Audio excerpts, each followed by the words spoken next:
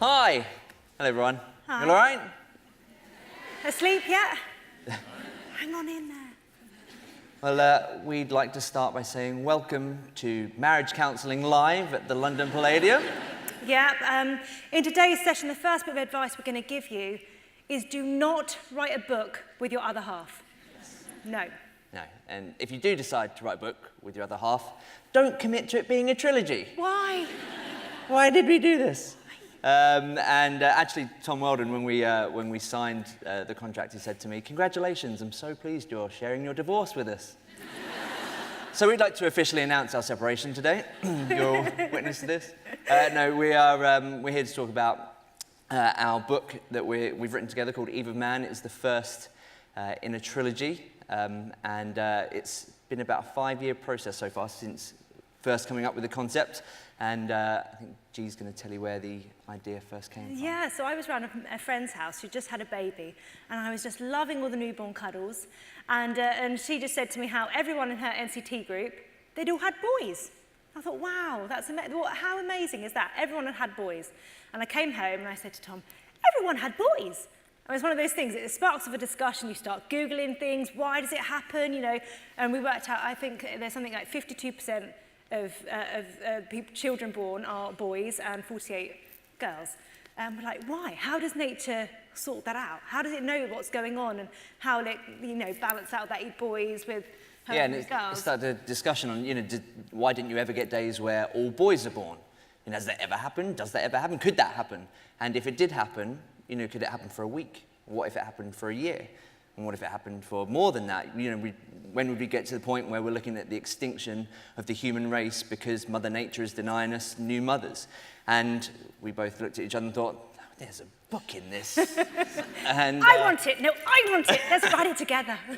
And that was the kind of the beginning, which was about 5 years ago. And you know, then we kind of developed the story. We decided it was going to be a trilogy. So basically, our story takes place, it's set in the near future, and no girls have been born for 50 years, and we follow the story of the first girl born as she turns 16. So she has become the most famous person on the planet. She's the most significant person in the world, and the future of humanity is her responsibility. It's all resting on her shoulders. I've got to say, actually, when we announced this book and announced that was the premise, we did have a few tweets and a few comments saying, wait, does that mean that Eve's mum was over 50? What? That still happens now. And you know, Eve lives in this kind of very controlled world, and the heart of Eve of Man is essentially a love story, an unconventional love story, which is where my character comes into it. And so we decided early on that we would write this book in first person from the perspectives of two characters. Because really, that's the easiest way to do it. If you're going to write a book together and not kill each other, I think use your creative voices.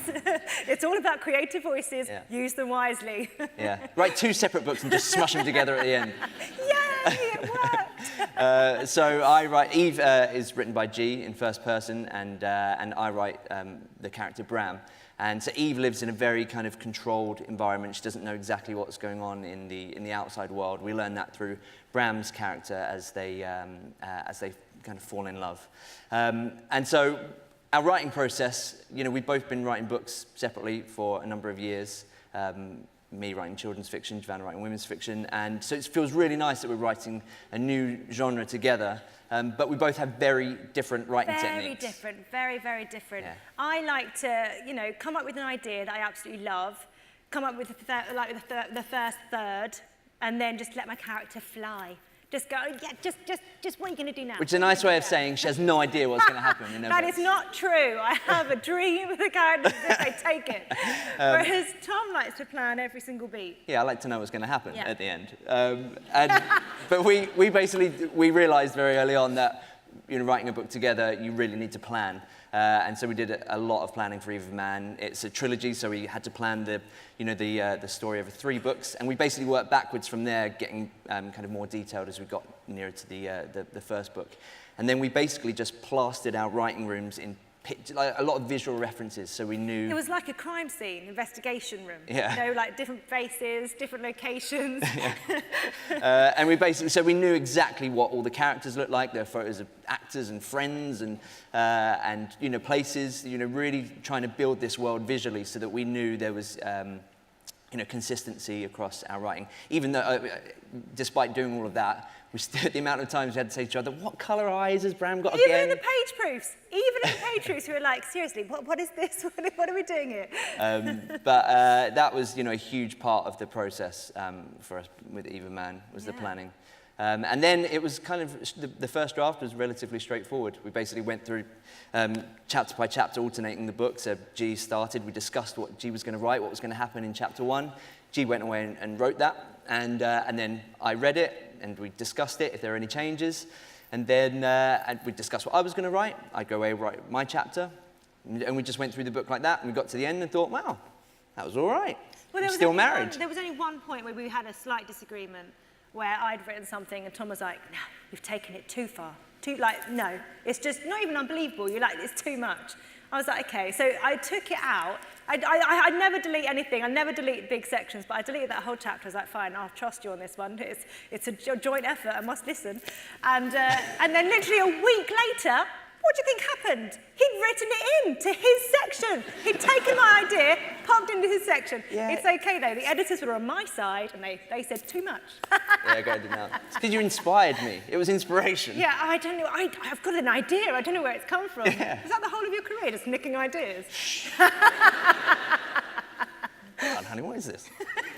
It's a roast. Surprise! No, the first draft was relatively straightforward, I think, though, really. The edit was the challenge. Just logistically trying to edit a book on 2 separate documents and, you know, trying to, you know, realize that, oh, this is my bit that I've not written yet, and you've written this bit, and trying to piece it all together. It was quite challenging. But we got there in the end. We're done now. Hooray! Until book 2. Yeah! And then book 3. But no, it's been really exciting. It's amazing for us to work on this together. You know, I realised actually. Great for childcare, isn't it? What's that? Sorry. Great for childcare. For childcare. Well, yeah, because whoever's writing gets to write, and the other one gets to look after the kids. Oh yeah. Yeah, it's really good. Just as a plus. It's been amazing. It's been great fun. You know, we've loved writing this book with each other, and so thank you for giving us the opportunity to write books. We both love it. And long may it working continue. with a bigger team at Penguin as well, because you've kind of given us a greater team to do it, which is great. It's like we've got the superpowers. Yeah, it's an army. Yeah.